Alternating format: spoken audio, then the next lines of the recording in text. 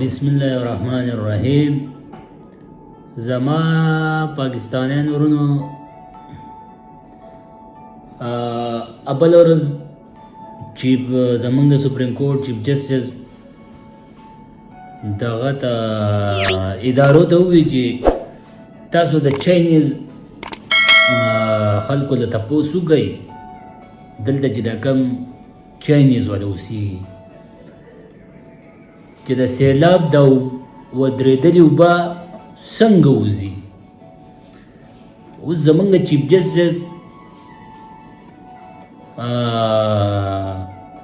پاکستانی ادارو ته نه وایي دغه ته نه وایي نورو ته خو د چاینیز بای له تپوس وایي وکړئ چې دا څنګه وځي. نو زما څونه هیل دی زمونږ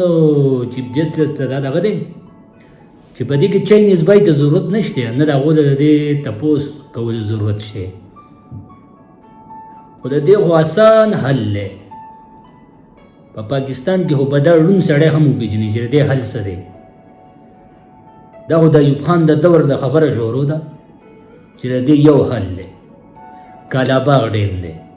سبا د به کالاباغ ډیم ته شروع وکړه وی به حکومت ته ووایه چې یاره ستا خو دونه زور دی د سپریم کورټ چې وزیر اعظم کور ته لېږلی شي بېرته یې راوستی شي بل راولې په کرسۍ کېنولی هم شي. نو د ادارو ته هم دا ووایه چې یاره بھائی د کالاباغ ډیم باندې کار شروع کوي او کم سړی د دې خلاف راووتو د کالاباغ ډیم خلاف نو ورته وایي دا قانون هم پاس کوي چې د مخې سره دله په یوه میاشت کې پانسي ورکوي چې کم لیډرشپ د کالاباغ ډیم نه په مخالفت کې راووتي چې کالاباغ ډیم نه جوړېږي یو پکې پانسي کا نه به په سند کې ټکې اوبه ودرېږي نه به چاینیز بای ته ضرورت وي چې یاره راشي او یا زمونږ دغه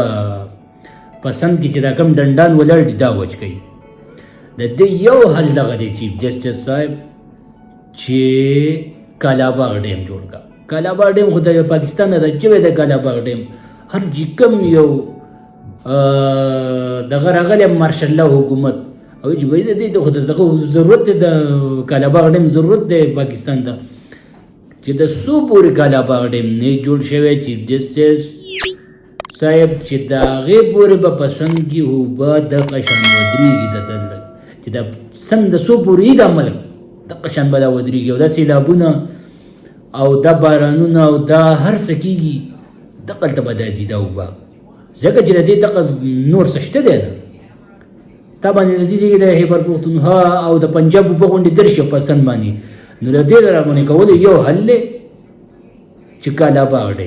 کالاباغ ډیم جوړ کړه هر څه ستا اوبه به هم رامني ستا هر څه به رامني خو یو لیډرشپ پکې پالسي که بس